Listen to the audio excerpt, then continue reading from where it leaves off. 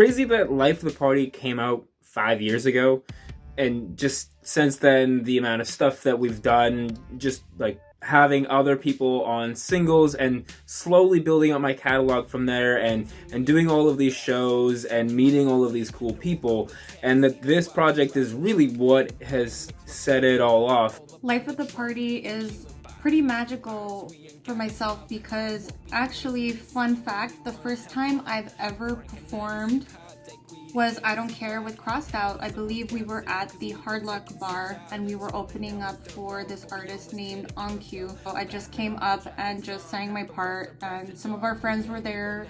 I still got footage. It was super memorable.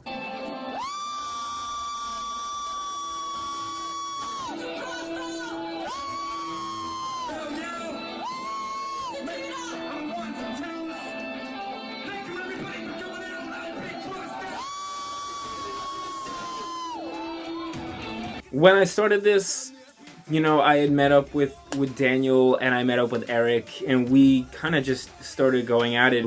I was working a job at AV Canada, I guess 5 years ago, and it was an event, and I was loading in a show, and I met Aaron there, and he was like, yeah, I'm into hip-hop and making music.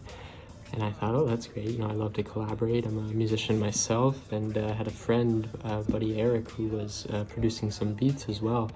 So I thought, yeah, why don't we all get together and see what happens. This is one beat that I co-created with Eric, Skin Crawler. Play some instruments on there. Skin Crawler was like this introduction track, and I thought it would just be a great way to build into the record. T for One was this more laid back track. I don't think I had ever written to a beat like that before, and I thought it was really great way to kind of just flex my lyrical muscle. We didn't put it up because it had sample usage. Obviously the song is called T for One, and that's a Led Zeppelin song, and there's Led Zeppelin sample usage, and I thought, I can't do that, I'd get in trouble, but I want to put it out for everyone to listen to. Then there's another one that I wrote, it was the punk song. Kick It was this track that started with this bass riff that Daniel was playing, and we built this whole track around it. When it came time to recording, I wanted something like punchier at the end, so I got Daniel and Eric to just shout on it. You got the skills, punk rock, and act like it kills. The whole process of us recording is pretty much us in Daniel Salih's house in the living room, where we propped up a couch and we put a pantyhose around a clothes hanger and shaped it into an O and put that in front of an Apex microphone, and then built kind of like a little cave, and then we ran the tracking into his computer and did it that way. There's this one memory that's etched into my brain, and we pulled a mattress from somewhere and we just had it stacked up right beside the microphone. It was like our soundproofing, like those crazy ass ghetto duct taped mattress studios, right? So when you're listening to Kick It and when you're listening to T for One, Skin Crawler, like those are the three main tracks. Contradiction, all four of those tracks were recorded in Daniel Salih's house. And we just went at it, and we I know Eric produced a lot of beats for that first album. Life of the Party was not at all what it sounds like now. It was this more kind of laid back, morose type ambient track. We thought it would be really, really funny to sample Party and Bullshit, but low pass filter it to make it sound like we just hopped out of the whip. So right when it's like, pull up in your driveway, you could hear Biggie rapping like, with my sidekicks and my fly kicks, like that part.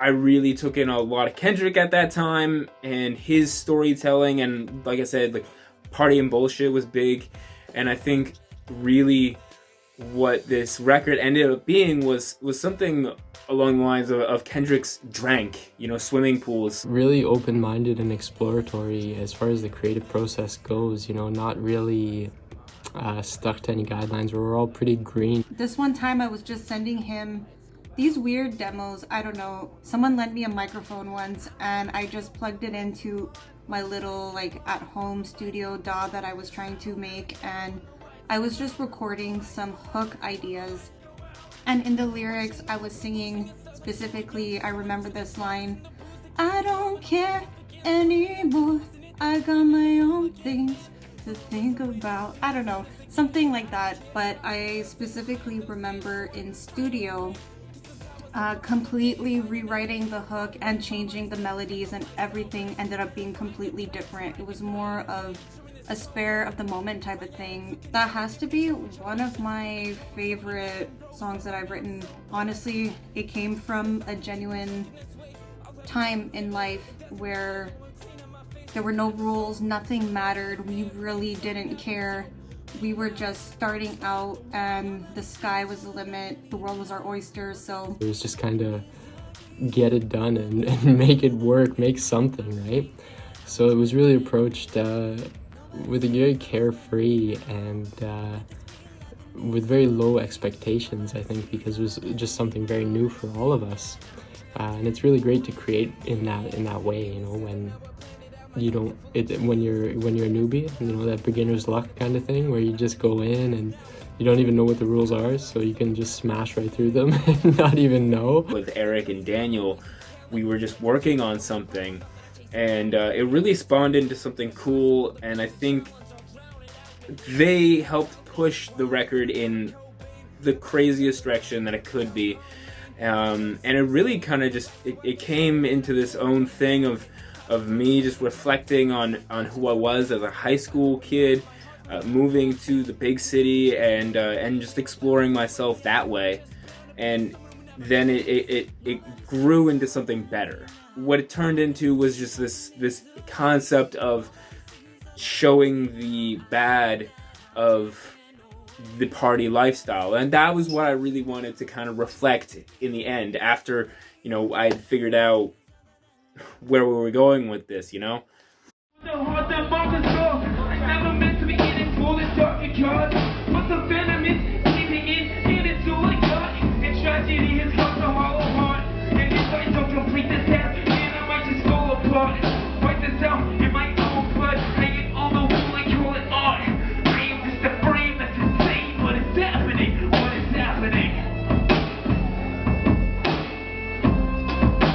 Everybody, what is happening?